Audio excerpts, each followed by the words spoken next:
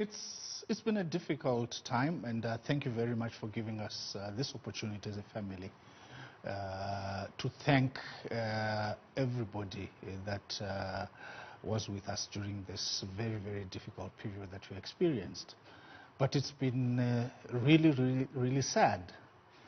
Sad in that what President Mugabe foresaw as a result of the coup in 2017 is now unfolding, and it's unfolding at a dramatic pace, at a pace that is really very, very frightening. You do understand that the world was sold a dummy by Emmerson Mnangagwa. Some of us that worked with Emmerson Mnangagwa knew the level or lack of capacity that he had. We knew how vindictive a person he is, and we knew that he could not be able to take the country forward. So what we now have right now in Zimbabwe are so many episodes of crisis, but the biggest of those crises is the way in which the Zimbabwean people have been denied their right to be represented by the people that they want. And I'll give three specific examples. There was during 2018, during the parliamentary election for Chegutu West constituency, the Zimbabwe Electoral Commission deliberately falsified the results. That case was taken to court. The Zimbabwe Electoral Commission appointed Dexter Nduna as a member of parliament. The court accepted that the results were falsified, but to date, Dexter Nduna is still a member of parliament. And last year, the Zimbabwe Electoral Commission submitted its a report on the conduct of the presidential elections, and in that report, the Zimbabwe Electoral Commission admitted that it broke the electoral law and provided a basis for which the presidential elections could be manipulated, the results were manipulated. To date, we still have that. And what is even becoming worse now is that we have a captured judiciary that has now put in place a leadership for the main opposition party, which was not elected by opposition supporters. And that leadership is systematically recalling people that were elected into parliament, out of parliament, and replacing them with proxies. So if you're a Zimbabwean and you voted for a member of parliament, it is not that member of parliament that is representing you. If you're a Zimbabwean and you voted for a president, it is not that president that is representing you. But that is those that are saying that are idiots and nincompoops, because you really cannot be talking about something that happened before and use that as a basis for a continued injustice. When President Mugabe is lying in his grave in his village, and he has no capacity to be able to do anything to change the objective reality of Zimbabweans. And therefore, having a conversation around President Mugabe is a futile exercise. The conversation right now around the democratic representation of people that are being denied. And then, once we've corrected that, then we can have the luxury of going back. But in the meanwhile, having a conversation to say that, oh, by the way, I didn't eat 3 days ago. So let's talk about the fact that I didn't eat 3 days ago whilst you are hungry today. That doesn't make sense. I think I must admit that it would be disingenuous for me to turn around and say that President Robert Mugabe was a saint. He was a human being. There are certain things that he definitely did not do as well as he should, but there are certain things that he did well. Now, I am his nephew. And my focus is on looking at his legacy and the positive legacy of what he did. And let me explain it from my own personal perspective in terms of what I am doing and how I believe that over the next 30 to 40 years of my life, I'm going to be building onto the legacy of President Robert Mugabe. One of the things that President Robert Mugabe believed in strongly was the ability of agriculture to be a transformative industry. And this is one of the reasons why he strongly supported the land reform program, apart from correcting the injustices of colonialism. I remember after I left university, armed with a degree in computer engineering and a master's in business administration, he would talk to me and he would say to me that I must become a farmer. I would look at this old man and I'd laugh to myself and say, no, this old man is mad. I'm an educated, tech-savvy young man. I'm not going to go into agriculture. But the time that I then got into agriculture, I realized how wise he was. Agriculture provided me with a capacity and an ability to be able to move my life forward. But I also noticed quite significantly people that were part of those that invaded land with literally nothing. I noticed their livelihood changing. Now, what can I do about that? I can no longer farm in Zimbabwe as effectively as I used to be able to farm, but at least President Mugabe gave me the ability to be an academic.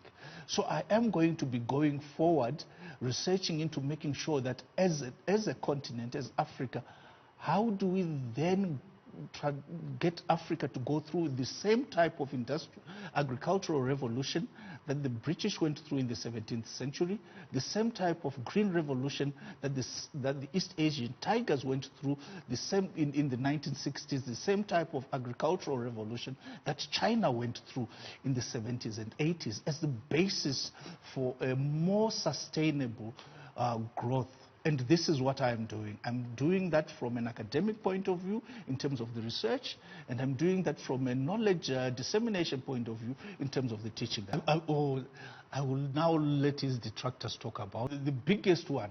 His biggest in failing, in my view, was that he did not manage to contain Emmerson Mnangagwa as effectively as we were trying to ask him to do. He knew the character of Emmerson Mnangagwa, but he really tried to mold him, and he really had faith in some form of humanity that could be found within Emmerson Mnangagwa. But I think he placed too much faith in the wrong person. And I think if we should never have appointed Emmerson Mnangagwa vice president in 2015, and when he appointed him vice president in 2015, I took a back seat because I was convinced that Emmerson Mnangagwa is the worst thing that could happen to Zimbabwe. The first bit that we were looking at was to get some of our heavily traumatized liberation fighters to recognize that Zimbabwe is for all Zimbabweans. What Emmerson Mnangagwa and his ilk believe is that because they fought during the liberation struggle, they believe that they are stockholders. They're the stockholders of Zimbabwe, and every other Zimbabwean is a stakeholder. Now, that's a very, very dangerous narrative. And this is the same narrative that is now informing their approach to governance. And unfortunately, a significant number of Emmerson Mnangagwa's cohort is made up of people that are intellectually challenged, people that really don't know how to think. But they still hold this entitlement that they are stockholders of Zimbabwe. So that stockholder mentality is unfortunately what we hope that the delegations that will be coming from the ANC going to ZANU-PF will be able to tell those comrades that, hey, comrades, you are lost. I'm criticizing the clueless leadership that is currently in Zimbabwe. Yes, and I was in cabinet for 2 years. Emmerson Mnangagwa was in cabinet parliament for 40 years. False equivalence. And the fact that I was in cabinet for 2 years and that Emmerson Mnangagwa was in cabinet for 40 years meant that the voice that I had with President Mugabe was a significant fraction of the voice that Emmerson Mnangagwa and his ilk had. And I think that is really quite critical. And I think you can't fault him. You can't fault President Mugabe for having a little bit of faith in some of the colleagues that he had been with from the 1960s, some of them that he had been with even before some of us were born. No, Zimbabwe is not an inheritance. We've had significant challenges as Zimbabwe since the year 2000. Quite true, we've had significant challenges. I must admit that I was part of the policy-making mechanism, policy-making framework within ZANU-PF, and I remember some of the initiatives that we put forward were very, very difficult to be able to push forward. For example, how do we manage land? How do we manage the allocation of land? I held the view, and I remember talking to a colleague in cabinet who was the Minister of Land and Rural Resettlement then, saying what we should have is that people that have got bigger tracts of land should actually pay a rental for that land which is higher. And he came back to me and he says, Patrick, the guys that have got bigger tracts of land are the generals, and they will never agree to something like that. So it was quite difficult. It was a very, very difficult situation to navigate. And this is why some of these people don't really want to talk to us. This is why they shot at us. I also remember trying to explain to General Chiwenga when he was trying to get me to support Emmerson Mnangagwa to be president. And I said to General Chiwenga, no, General, this man is unelectable.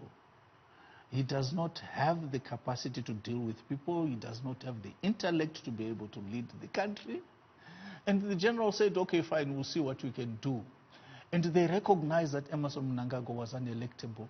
But because of their entitlement mantra, they decided that the elections are not necessary. And we can see that with the examples that I gave you.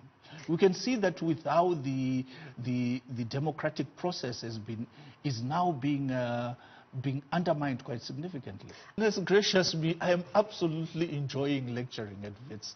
I'm absolutely enjoying supervising my MBA students. I'm absolutely enjoying watching and actually realizing that, oh my God, I managed to dodge a bullet. I'm not part of that regime. I think Hopewell is a celebrity journalist, but I think the story that I really think we want to talk about is the story of Tawanda Mchehiwa. Tawanda is a nephew to Mduduzi Matutu, the editor of Zim Live. And Mduduzi Matutu is the one who broke the story that Hopewell also publicized. And Mduduzi is still in hiding. Now, when they couldn't find Mduduzi, guess what they did? They abducted his 3 nephews. They abducted his sister. Now, this is what is happening. You've got journalists that are living in fear. Not only do you have journalists that are living in fear, but you have the Deputy Chief Secretary to the President and Cabinet going out of his way to abuse one of South Africa's leading journalists. Yes, she comes from the SABC, Sophie Mokoena. For the past 2 days, George Charamba has been abusing Sophie Mokoena. And the reason he's abusing it on a public platform like Twitter is to send a message to all the other journalists that are in Zimbabwe to say, look, if this is what we as a regime can do to Sophie Mokoena, the SABC editor for Africa, any other journalist who is in Zimbabwe, you better keep quiet. Otherwise, you're going to go through worse than what Hopewell has gone through. Your relatives are going to go through worse than what Tawanda Mchehiwa has gone through. What's the next way forward? So the fact that your observation that it is not new means that it must continue. We must be surprised by it because it is continuing. It must surprise us. Zimbabweans don't have the capacity to stop it because Zimbabwe currently is under a military regime.